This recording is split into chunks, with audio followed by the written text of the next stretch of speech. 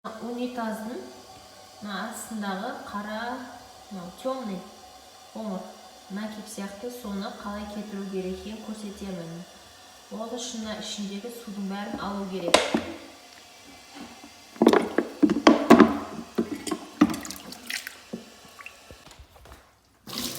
Міне осылай суы қалмау керек. Судың бәрін алып тастадым. Енді мынандай уксусная кислота 70%-тік екеуін құямын.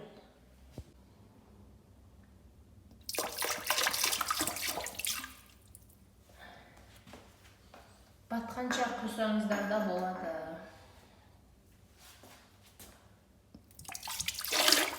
Менде осынша болды. Бұл енді бір түндей тұру керек. Бір түнге қоямыз. Міне бір түн өтті. Енді осылай жуып береміз.